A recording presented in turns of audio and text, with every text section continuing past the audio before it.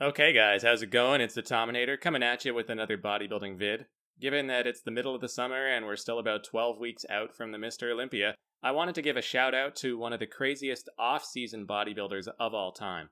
I'm sure a lot of you guys who have been following the sport for a while could immediately tell who we're talking about based on the thumbnail, even though I tried to build up some suspense by cropping out the face. But yes, of course, it's the one and only Dennis James. Definitely one of the freakiest mass monsters to come along back in the early 2000s. So the thing about this guy that I remember most was how amazing he looked in the gym when he was working out. DJ literally looked like he should be a multiple Mr. Olympia winner. I mean, his mass and fullness were off the charts. So this footage we're looking at right now is from a DVD called Muscle Time Titans, and I'll link to the full video in the description below so you can go check it out if you're interested. I believe this was leading up to the 2004 Mr. Olympia competition, correct me if I'm wrong, and as you can notice, Dennis James had that paper-thin skin going on combined with this super pumped look that you usually only see in the top guys like Phil Heath. I mean, just look at him flexing here and tell me this doesn't scream uncrowned Mr. Olympia. He's got the shoulders and triceps reminiscent of somebody like Kevin Levrone, and that tight skin that shows all the little veins underneath, just like Sean Ray used to if you go watch his old training videos. Even put him next to a prime Ronnie Coleman and he actually out-muscles him. Now, granted, he may be out-angling Big Ron in this pic, but still, he looks just as wide and dense, only he's a couple inches shorter, so it makes him look even bigger in a sense. I mean, he just fills out his frame so thoroughly, he's pretty much maxed out hypertrophy-wise. And that's interesting that it says this pic was taken by Milos Sarcev. What do you know? But anyway, this isn't just my opinion, guys. It's pretty much well established in the bodybuilding community that many people have crowned this guy the Mr. Olympia of the gym, so to speak, based on how sensational he looked in the weeks leading up to a contest. Even Sean Ray and Dennis himself agree. Dennis James was taking pictures 2 or 3 weeks for the Olympia. Yes. There's nobody could touch Dennis James. He put on the little tank top. You're like, holy crap. Brandon Ray looks the same way, but then you get on stage and it just doesn't translate. To be big is much easier than to be shredded on contest day. It doesn't matter what you look like 4 weeks out. It doesn't matter what you look like 3 weeks out, 2 weeks out, pumped in the gym, vascular, looking like you could kill her. I was Mr. Olympia in the gym, was everybody saying. But it doesn't matter because you're not getting judged in the gym.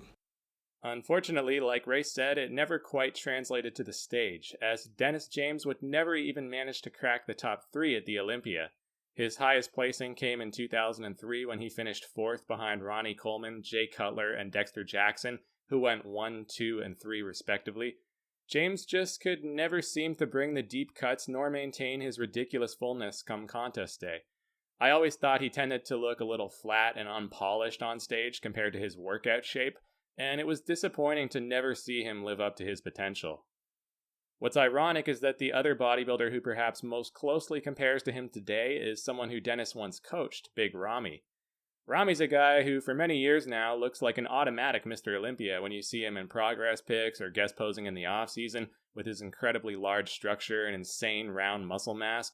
But similar to DJ, it seems like he can just never quite get it together when it matters most, because all the mass in the world isn't going to win you a Sandow without the necessary conditioning and details to go along with it. But as for Dennis, you can't say that he didn't look the part. He even lifted like an Olympia champion, pushing crazy poundages in the gym at times. Check out this Smith machine shoulder press with 4 plates aside. Or how about these 110 dumbbell flies? Now personally, as you can probably tell, I was a big fan of Dennis the Menace James back then, and I still am today. I think he's very level-headed and offers some great perspectives doing commentary on social media. He's also aged surprisingly well. He was able to downsize gracefully while still being swole, but not monstrously huge anymore. Sort of like one of his old colleagues, Jay Cutler. In fact, DJ almost looks like a knockoff Rock with the tanned, jacked physique, you know, the bald look and the Samoan-style tattoos. And I don't mean that in a bad or disparaging way, not at all, because The Rock's the man. They both got a sick image, and there's definitely a strong resemblance there, though, that's all I'm saying. So anyway, that's going to do it for this one. Just wanted to point out how insanely good this guy used to look back in his heyday. It's almost a shame that there wasn't like a separate contest or something, maybe a specialized guest posing type thing similar to the Pittsburgh Pro, where bodybuilders could be judged in the gym. because I think with the more favorable lighting conditions and the ridiculous pumps they're able to get, it would have made for an interesting show.